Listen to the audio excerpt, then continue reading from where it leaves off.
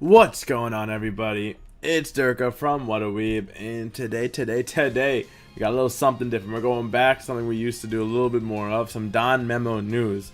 Alright, so Danmemo is another mobile game that I play, I stream. If you want to check it out, make sure to follow us on Twitch. Link to that in the description below.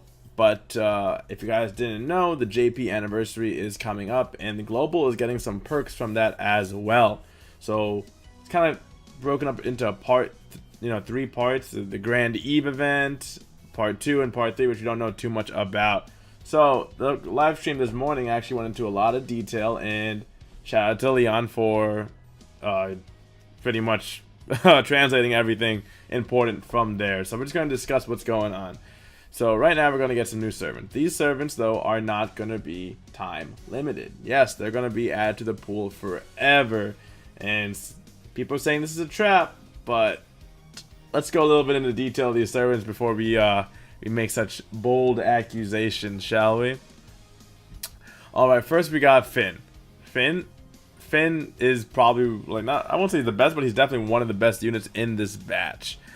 He's a physical type, obviously. Look at him, he's got a sword and everything. His ultimate, single target, very strong physical attack, and has a very high penetration rate. Strength, proportional rate, higher strength he has, the more damage he does. Nothing too complicated there. His first skill is a single target, strong physical attack. That's pretty much a mini version of his ultimate. His second skill, just an AoE, medium physical attack, pretty standard so far. His third skill is a weak physical attack, but it buffs his strength stat by 75% for 4 turns. That is crazy. That is wild. 75% strength boost plus an assist strength boost. This man's going to be outputting damage in Record Buster. He's going to be doing so much work in Record Buster. I already know. And his art is pretty cool too. So you're kind of like curious, reminded me of something out of Sword Art Online. But it's pretty dope. It's pretty dope. Look at those stats though. SS, A, S, B, SS, and B obviously in Magic. So I mean, like, I don't think I'll be pulling for him, but definitely a good unit to pull for indeed. Next up is Asfi. Unfortunately, she's a balance type, but that's okay. So, what is she? Okay, so AoE, very strong physical attack, is her ultimate, and a very high chance to deal 25% max HP as poison damage. So when she uses her ultimate, she'll do a shit ton of damage, and she'll have a very high chance to just deal another 25% damage, HP damage. So, of your max HP. So if you're below 25%, I'm pretty sure you're dead. That's how it works. Her skill 1 is an AoE strong physical attack, not bad. Her quick skill though, which I thought was, wow, really interesting, was she has a damage cut, a 30% damage reduction from any source of damage for 3 turns.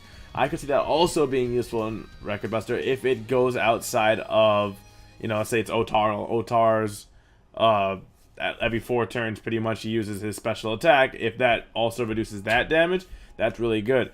Also, you can see this being used a lot in PvP, just war games, because it is a quick skill, priority skill. You could just use it and then have her die. So everybody on your team taking 30% less damage. And then her third skill is a medium heal and buffs the whole team's counter rate, which is really good for war games once again, and for Record Buster to an extent. So she is really cool. She's a little ninja in this picture. Once again, these are not time limited units, otherwise they'd have the time limited stamp on them. Alright, next up is Philvis. Alright, so as you guys have noticed, the Eve is pretty much having all these units that aren't considered main characters, so just saying. So what is she? She's a mage, obviously she's a mage. She's a very strong thunder. She's a thunder mage, so ultimate is thunder based magical attack. With more magic she has, the more damage she does. Pretty straightforward. Skill 1, single target strong thunder-based magical attack, also debuffs the enemy's thunder resistance by 40% for 2 turns. That's wild. That's a lot of damage. That's kind of a better Onsen Lily, I'm pretty sure. So that's crazy. And then she's got her AoE attack, which is another strong thunder attack, but it only lowers the resistance by 30%. So she's really useful in AoE and single target, which is crazy. And her skill 3 is just a self-buff guard rate for 45%. That's not bad. It's not amazing. It's not bad. Honestly, 45% increase in guard rate. She'll be taking a lot less damage, so it helps fix the whole problem of being squishy as a mage. And look at her, she's so cute. Oh, it's not opening up. One sec. There you go. Look at her. kawaii. I gotta give her that. She's kawaii. Next up, whoa. Like my favorite one. My favorite one. We got Riveria, a light mage. AoE, very strong light-based magical attack, 30% chance to steal. Okay. Her first skill, though, is a 45% magic stat buff for 4 turns. Alright, so Chigusa gives a 35% strength buff for 4 turns. So she's even stronger for magical units. It's crazy. It's crazy. It's like they're trying to help out the mage meta a little bit. Then she's got a priority skill too, and the medium light-based magic attack. It's a 15% chance to stun an enemy, so that's just a nice little extra if you got a debuffer or something. And then her final attack is a strong light, AoE strong, and debuffs light resistance by 25% for 4 turns. So if you're running her with Elven Awakening Lefia, you're gonna be outputting some really nice damage. Look at this art too. Like, she's just so majestic. I just want her because she looks beautiful.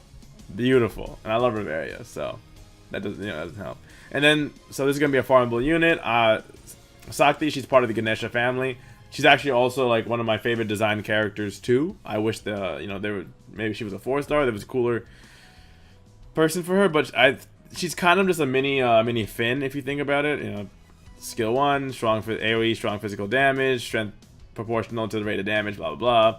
Yeah, it's really just a mini Finn, and then her last skill is a MP gain by 30%. She just regens her MP by 30%, which is actually pretty okay. It's pretty okay. So, all right. So those are it for the adventurers. Now we're gonna go on to the assists. All right. So the assists, we have Freya. We have this banquet Freya. Before you guys get all happy and say yes, Freya, my goddess, like I did for a sec. Not banquet, my bad. Wedding Freya. That's what I'm calling it, at least. Her skill is not that good. She's got a charm resistance and endurance reduction. Pretty much, if you saw her sleep one from the Chigusa Otar banner that recently happened in Global and in JP, she's pretty much a version of that, except she deals with charm instead of sleep. I just want her just to have her, but she's not really like a good unit per se. And here we go. This is probably the MVP right here. The MVP right here, Bard Aina. She looks great too. Gotta give her that. She is literally just a magical Chloe. That's it. She is a magical Chloe. She will nullify up to 2 instances of magic-based damage for the whole team. Not 1, 2. Just like with Chloe, when you max Limit Breaker, she gets 2. When you max Limit Break Aina, she also gets 2. This is what makes this banner not a trap. Her and Finn, and like some of the other units too, Finn, Riveria, they're all. The only kind of bad unit is, I'd say, Freya. So, if you guys are thinking about pulling, I'd say, it's probably worth it just for Aina. And then the event's gonna have like a ticket gacha box. You're gonna farm gacha tickets, go through it. And this is gonna be a little different. You get 2 gacha tickets instead of 1 from each box, so you can get 30. Jesus, 30. And I think they've released Riveria's weapon pretty much. So that's pretty cool. That is definitely pretty cool. There's some other small changes, like for pickup gachas, they're increasing the rate of the 4-star. Blah, blah, blah. Balance AoE. A lot of stuff happening because version 3.3 is also coming out. So now in war games, you can choose a set of adventures and assists, like how they should attack, how they should, should they heal, should they attack, who would use their ultimate first. That's going to change war games a lot. So a lot less RNG in war games. That's all it really is at the end of the day. And a couple of quality of life. You can delete voice data from different things, clearing up some space. This is different stuff. We're getting an extension on the Maze Rampage event, and they're going to be. This is the most interesting thing. So, well, let me go into this first. There's going to be heroic trial for Riveria Bond, just like we had one for Lily Bond in this current banner in Global. And we're getting an HP boost. Yeah, we're getting an HP boost in war games. So that's going to make war. So yeah, they just nerfed mages by releasing Magic Chloe, but then they just buffed them again by releasing, an HP buff. So like they're still viable. This is how they're balancing out the sim, so you don't die in one shot. It's not like 2 hits before your mage can even go, they're dead. You can still get a solid hit off now as a mage and chunk people, because mages do a lot of damage. It's just no one's set up for it because they usually die before they get a chance to attack. So this is definitely going to change a lot of things. You know, that HP boost. It's just that HP boost. Like, that's what everybody's thinking it is, at least. You know, it's unmentioned HP buffs. So that's why they're in green digits. But I don't know if you guys are going to be pulling on this. Let me know. I'm not 100%. I mean, I do want to pull for Ina just because Magic Chloe is OP. And I do want Riveria. Like, if I get one of those two, I'd be happy. Honestly, as long as I get Ina, I'm set. I want Riveria just because she looks awesome and I kind of like her skill set. But it's not necessary. These are not time-limited units. They will always be part of the gacha. They will be part of the adventure exchange in the near future as well. So don't rush it, guys. Just get your Ina. Be happy. Wait for the true anniversary that's coming up. I guess I can go into a little bit more detail on JP. So JP is also doing another thing because it is their anniversary. They're literally just doing each banner that's come out since the beginning of the game. So of course you start off with these banners. We actually didn't have this banner, but they're gonna start off, and the first pull and the fifth pull are both guaranteed 4 stars for all of these banners. So, and you got Summer banner, beautiful Summer banner, beautiful, and you got this Chloe banner, which I'm sure a lot of people will be pulling on, Anya, which I'm sure a lot of people will be pulling on, and then Christmas banner, obviously. New Year's banner. You're getting literally every banner that's been out in JP. I don't think Global is going to get this because we haven't even had most of these banners yet. And it's not Global anniversary, it's JP anniversary. So, Valentine's Day, Onsen banner. We didn't really have an Onsen banner yet, but Kid banner, Kid version. Then these are the ones we had. Otar and Chigusa and Freya banner and Oka. And then the most recent banner, the one with this Lily and this Naza, with the stun resist Hestia assist.